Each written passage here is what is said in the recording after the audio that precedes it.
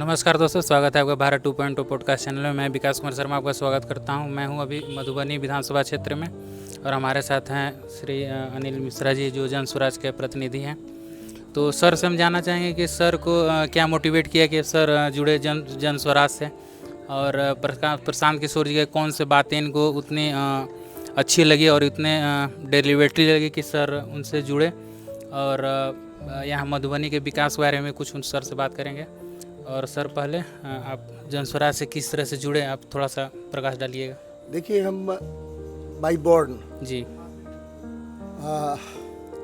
हम सीपीआई के कैडर थे। जी फादर हमारे बहुत पहले से, जब हमारे पिताजी बीएचयू में पढ़ते थे, जी जी तो अपनी पढ़ाई उन्होंने अधूरी छोड़ दी। वो मेडिकल में पढ़ते थे वहाँ, और सेकेंड ईयर में थे तो बीएचयू से अपनी पढ़ाई छोड़ करके, और उस समय में जिस समय भारत लगभग स्वतंत्र हुआ था जी 1947 47 के बाद, जी बाद में। हम बहुत बाद 47 मैंने नई आज़ादी मिली थी, जी, 2-3 साल 4 साल बाद हुआ होगा। टाइम हमको एग्जैक्ट याद नहीं है, जो सुना है हमने। उस समय बीएचयू में पढ़ते थे, तो उन्होंने अपनी चिकित्सीय जो अध्ययन वो कर रहे थे, उन्होंने छोड़ दी जी। और छोड़ करके एआईएसएफ से वो जुड़े और कम्युनिस्ट हो गए। कम्युनिस्ट के कई आंदोलनों में भाग लिया, कई बार जेल भी गए, राजनीतिक बंदी बने, और उसके बाद फिर टिल डेथ वो सीपीआई के कैडर रहे। और चूंकि परिवार में एक कम्युनिज्म का माहौल था, जी जी हमसे 2 बड़े भाई हैं, वो भी सीपीआई में थे, तो हम लोग भी अपने स्कूल लाइफ में ही एआईएसएफ ज्वाइन कर लिया। कम्युनिस्ट परिवार से हैं, माने एक तरह से कहिए कि हमारे खून में कम्युनिज्म था जी। और जब हुआ क्या कि कालांतर में कम्युनिज्म की महत्ता लोगों में, देखिए कम्युनिज्म एक अलग थ्योरी है और हम समझते हैं कि विश्व की सबसे सर्वश्रेष्ठ वो थ्योरी है, और कम्युनिज्म की महत्ता लेकिन कालांतर में धीरे धीरे कम होती चली गई और लोग विमुख होते चले गए। तो हम जिस परिवार से हम आते हैं, तो हमेशा उसका मूलभूत हम लोगों का एक सिद्धांत है कि कहते हैं कि जो अपने लिए एक जो जानवर होता है, जो सबसे नीचे स्तर का, वो भी अपने लिए भोजन का जुगाड़ कर लेता है। और जो अपने लिए जीता है उसकी कोई महत्ता नहीं है। जो औरों के लिए जीता है उस जीवन में उसकी महत्ता है। तो हम लोगों को यही शिक्षा मिली। और जब देखा कि माने कम्युनिस्ट पार्टी का यहाँ महत्ता कम हुई और उसी समय कुछ छटपटाहट तो थी बहुत पहले से, लेकिन उसी समय हमारे आदरणीय प्रशांत किशोर जी का प्रादुर्भाव माने पदार्पण हुआ बिहार के राजनीति में। पहले बहुत नाम सुनते थे कि इस स्टेट में है, इस स्टेट में है, लेकिन जब उन्होंने चंपारण से 3 साल पहले अपनी पदयात्रा प्रारंभ की, तो लगा कि कोई बिहार की दिशा और दशा बदलने के लिए एक दूसरा गांधी बिहार में आया है जी। तो उसी क्रम में पदयात्रा के समय ही हमारी मुलाकात हुई। वो पदयात्रा जब चंपारण में कर रहे थे तो डे बाई डे का खबर रहता था, लेकिन संजोग से जब मधुबनी आई तो पहली मुलाकात हमारी घुंघरडिया में, मधुबनी में एक ब्लॉक है घुंघरडिया, वहाँ मुलाकात हुई और उन्हीं से मैं प्रभावित हुआ, उनकी बातों से मैं प्रभावित हुआ और जन स्वराज हमने ज्वाइन कर लिया और उसी दिन से जन स्वराज के लिए काम करना मैंने प्रारंभ किया। और सर, उनका जो 5 सूत्री एजेंडा जो है कि जैसे माइग्रेंट को रोकना है, वुमेन एम्पावरमेंट का बात कर रहे हैं, एजुकेशन का बात कर रहे हैं, तो आप इसको किस तरह से देखते हैं? देखिए, बिहार का सबसे ज्वलंत जो 5 मुद्दा है, आप देखिए कि सबसे पहले तो शिक्षा का घोर अभाव, एजुकेशन। और कहा जाता है कि अगर किसी समाज पर हुकूमत करना हो तो सबसे पहले उसकी शिक्षा व्यवस्था, उसका ज्ञान को चौपट कर दो। तो यहाँ के बिहार के जितने भी राजनेता आए अभी तक, तो उसमें कोई वर्ग नहीं बांटा है। जितने भी नेता आए जो बिहार तथाकथित रूप से उन्होंने कहा कि बिहार की दिशा और दशा बदलेंगे, कोई दिशा और दशा बदलने के लिए नहीं आए। सभी अपने अपने सत्ता के लिए कुछ एक लोगों का नाम हम लेंगे, जैसे बिहार में कर्पूरी ठाकुर जी आए, जिन्होंने एक गरीब के बेटा थे और वो चाहे कि बिहार की दशा और दिशा दोनों बदले, लेकिन संजोग से बहुत दिन वो नहीं रहे जी। और उसके बाद फिर लोग ढोल पीटे उनके विचारधारा पर चलने के लिए, लेकिन किसी ने चला नहीं। हमारे यहाँ एक मिथिलांचल में एक नेता हुआ करते थे ललित बाबू, जिनका विकासोन्मुख सोच था, वो भी नहीं रहे, असमय मृत्यु हुई। कुछ ऐसे कुछ एक नेता रहे बिहार में जो बिहार बदलने की सोच रखते थे, लेकिन समय वैसा उस समय नहीं हुआ। और उसके बाद जितने भी अभी आप वर्तमान समय में नेता देख रहे हैं, सभी सत्ता लोलुप हैं, सिर्फ कुर्सी चाहिए, कुर्सी की मार हो रही है। और वो सोचे कि बिहार में अगर ज्ञान को समाप्त किया जाए तो हम जिस तरह से चाहेंगे बिहार की अनपढ़ जनता पर हुकूमत कर सकेंगे। इसका एक ही पॉलिटिक्स हमारे समझ में आता है, और इसलिए बिहार की शिक्षा व्यवस्था कुल चौपट हो गई। पहला मुद्दा तो उन्होंने कहा है कि बिहार को हम शिक्षित बनाएंगे, और निश्चित रूप से अगर एक परिवार में 4 लड़के हैं, एक लड़का भी पढ़ लेता है तो बिहार उस परिवार का दशा बदलने के लिए वही एक लड़का पढ़ लिख करके काबिल है। और उसका अगर रोजगार भी मिलता है किसी भी एक व्यक्ति को, तो वही तो कर रहे हैं, परिवार उसका सुधर जाए। बच्चा जब शिक्षित हो जाएगा तो रोजगार तो वो अपने दम पर ले आएगा, तो यही बात है। वही बात है। दूसरा है कि उसकी समझ इतनी शार्प होगी, जो हमारा नेता जो हमको ठगने आ रहा है, जो हमको लोभ दिखा रहा है तरह तरह का, उससे वह उसके तरफ वो जाएगा ही नहीं। वो अच्छे लोगों को चुनेगा, अच्छे लोगों को चुन करके अपना नेता नेतृत्वकर्ता बनाएगा, यही बात है। तो वो सबसे पहले शिक्षा का अलग जगा रहे हैं। दूसरा उनका मुद्दा है पलायन को रोकना। देखिए, पलायन एक बिहार के लिए अभिशाप है, और हमारे यहाँ के मजदूर बन गए शिक्षा के अभाव में, और यहाँ कोई रोजगार नहीं है, कोई उद्योग धंधे नहीं है, कोई ऐसा रोजगार नहीं है, सारे लोग बाहर चले जाते हैं। इलीट क्लास में भी सर, जैसे अगर हम बात करें कि जो टॉप एमएनसी में जो काम करना चाहते हैं, तो यहाँ पे उस तरह का कंपनी नहीं, जैसे IIT हो गए, NIT हो गए, वही बात कह रहे हैं। उन लोग को भी बाहर जाना पड़ता है, बेंगलोर, हैदराबाद, मतलब बिहार का अदर स्टेट में ही है। एकदम निश्चित रूप से यहाँ कोई स्कोप ही नहीं है, उनको तो जाना ही पड़ेगा। तो उस तरह का इंफ्रास्ट्रक्चर भी यहाँ पे डेवलप नहीं हुआ। आप सोच लीजिए, कांग्रेस के समय में बहुत पिछड़ापन था कि कांग्रेस को बहुत संसाधन नहीं था। उत्तरोत्तर हमारा भारत विकास किया, हमारा राज्य विकास की ओर कहते हैं तथा कथित रूप से गया, लेकिन क्या यही विकास है कि हमारे यहाँ के जो भी उद्योग थे वो भी बंद हो गए?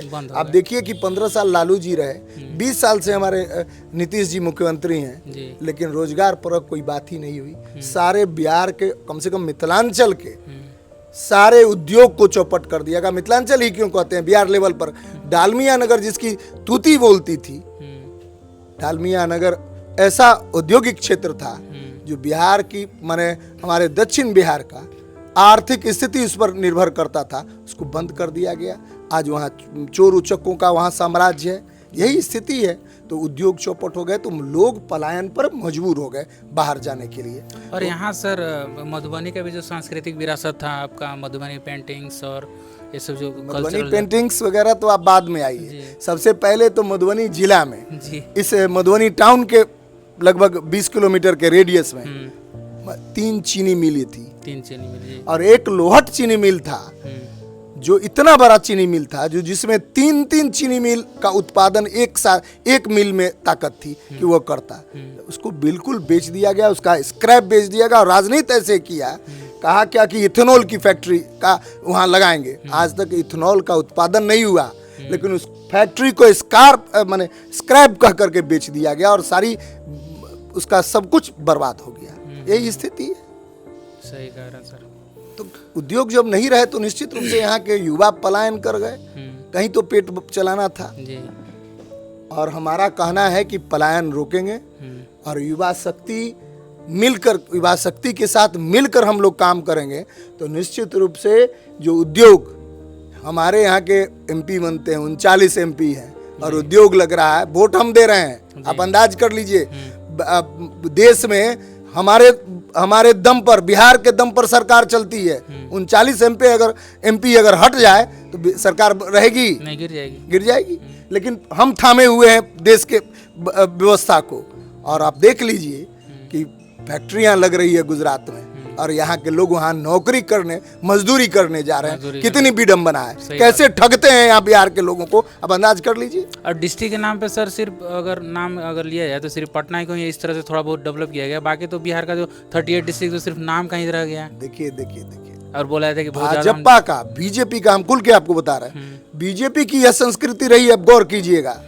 उसका कहना है कि गांव में रहने वाले, जबकि 80% जनता गांव में रहती है जो वोट देती है, उसका उनका मोटो है कि शहर को चमकाओ, गांव चमके नहीं चमके भाड़ में जाए, लेकिन शहर को चमकाओ और शहर को चमका करके यह माने एक फोटो दिखाओ जो बहुत विकास हो रहा है। बस इसी के तहत पटना का जो भी आप विकास देख रहे हैं, और बगल में चले जाइए किसी दूसरे शहर में, किसी में भी नहीं मिलेगा। नहीं, स्मार्ट सिटी का नाम दे दिया गया, नाम दिया हुआ है। आप देख लीजिए, मुजफ्फरपुर जाकर व्यावसायिक राजधानी कही जाती है, मुजफ्फरपुर में क्या विकास है।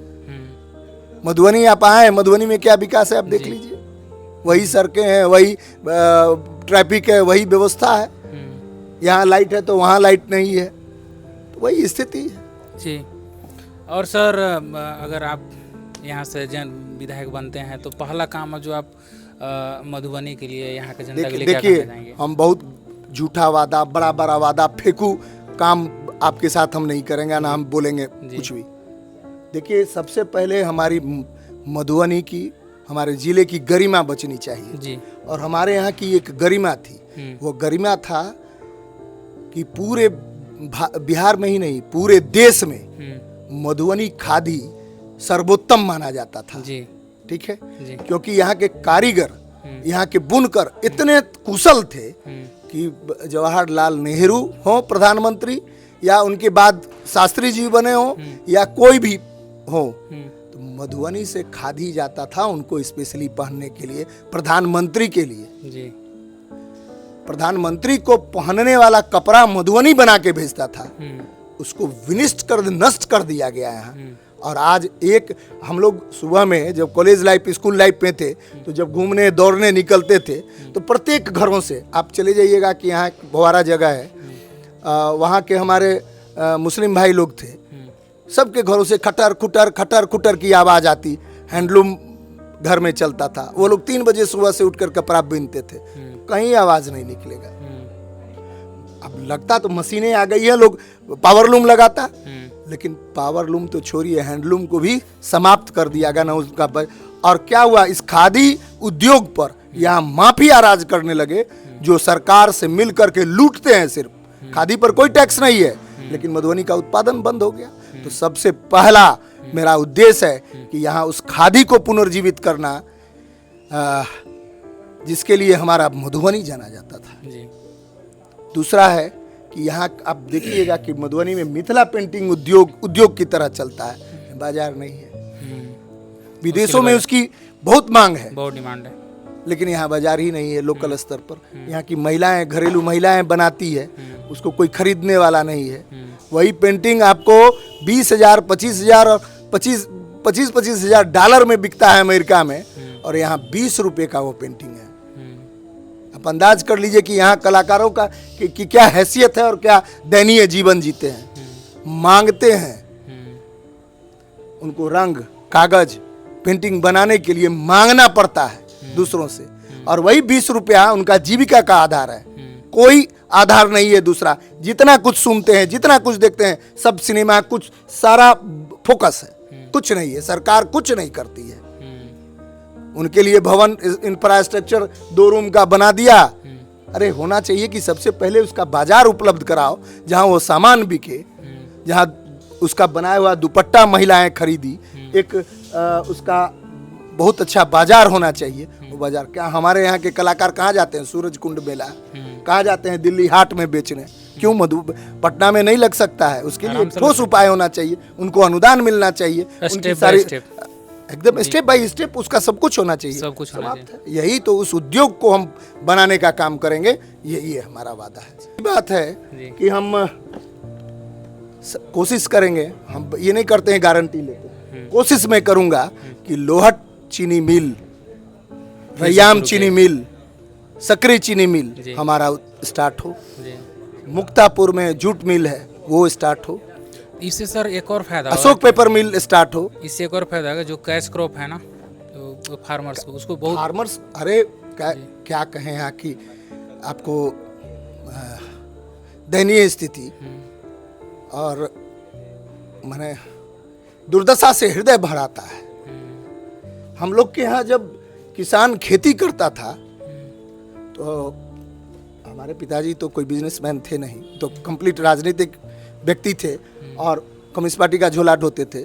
4 सिस्टर है हमारी, और हम किसान भी हैं, मजबूत किसान हैं। तो हमारे खेतों में जो गन्ना का उत्पादन होता था, हमारी सिस्टर बहनों की विवाह हुआ है उससे। अंदाज कर लीजिए कि यहाँ ईख क्या फायदा पहुंचाता है। उस ईख के खेती से, उस गन्ने की खेती से जो पैसा हमको मिल से मिलता था, तो 1 मुश्त रुपया मिलता था जिससे कोई बड़ा काम हम करते थे। इतना क्रॉप था, यही स्थिति था और यही है, और यही हमारा मुख्य उद्देश्य है। और जब उद्योग लगेंगे तो पलायन अपने आप रुकेगा। शिक्षा बढ़ेगी तो लोग ज्ञानवान होंगे, तो अपने अच्छा नेतृत्व चुनेंगे जो उनके लिए विकास का काम करेंगे। यही बात है। तो ये थे हमारे साथ मधुबनी के जनप्रतिनिधि अनिल कुमार मिश्रा जी, और इसी के साथ लाइक और सब्सक्राइब जरूर करें। धन्यवाद, थैंक यू।